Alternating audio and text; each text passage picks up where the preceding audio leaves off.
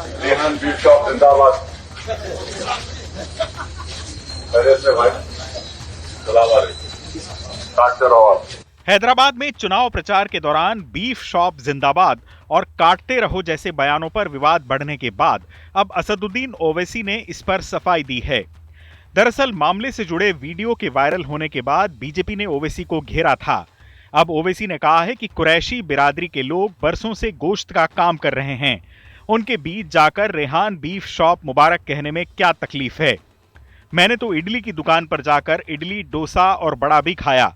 अगर इडली, डोसा या वड़ा जिंदाबाद बोलूं तो आपको कोई तकलीफ नहीं है। कुरैश बिरादरी वाले उनका बरसों उनका वही है कारोबार, ने आप वहां जाके बोले रेहान बीफ शॉप मुबारक। अरे क्या है उसमें? मैं इडली की दुकान पे जाके इडली, डोसा, वड़ा खाया। इडली जिंदाबाद बोले तो तकलीफ नहीं आपको, वड़ा जिंदाबाद बोलूं, डोसा जिंदाबाद बोले तो तकलीफ नहीं है आपको। अरे यही तो बताना चाह रहा हूं, ये मुल्क डोसा, इडली, वड़ा, बिरयानी, कल्याणी बिरयानी, चिकन बिरयानी, हलीम सबों का है। दरअसल हैदराबाद में चुनाव प्रचार के दौरान एक शॉप से गुजरते हुए ओवैसी ने रेहान बीफ शॉप जिंदाबाद कहा था। कुछ देर में उन्होंने कहा कि काटते रहो। ओवैसी के इस वीडियो पर विवाद बढ़ गया। बीजेपी के तमाम नेताओं ने कहा था कि ओवैसी ने हिंदू भावनाओं को आहत करने के लिए ये बयान दिया है। हैदराबाद में बीजेपी की प्रत्याशी माधवी लता ने कहा कि चुनाव आयोग को ओवैसी पर तुरंत कार्रवाई करनी चाहिए। उन्होंने कहा कि पढ़े लिखे बैरिस्टर के मुंह से ऐसे शब्द हैरानी की बात हैं। ओवैसी केवल दो मुद्दों पर बात करते हैं, एक मजहब और दूसरा बीफ।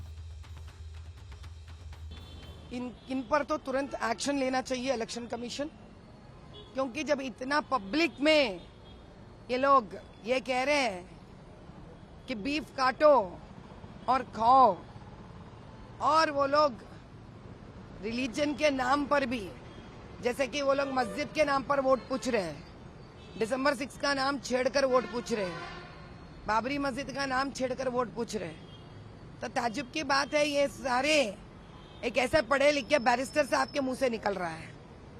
और इससे भी तो दर्दनाक बात तो ये है कि वो मुसलमान को एक बीफ की हद तक छोड़ दिए हैं, तो उनको बीफ काटने और बीफ खाने से आगे बढ़ना नहीं है उनके हिसाब से। लोकसभा चुनाव में हाई प्रोफाइल सीटों में से एक हैदराबाद पर अब लड़ाई त्रिकोणीय हो गई है।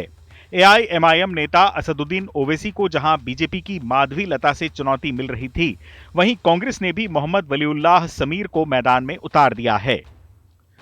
चुनाव आज तक।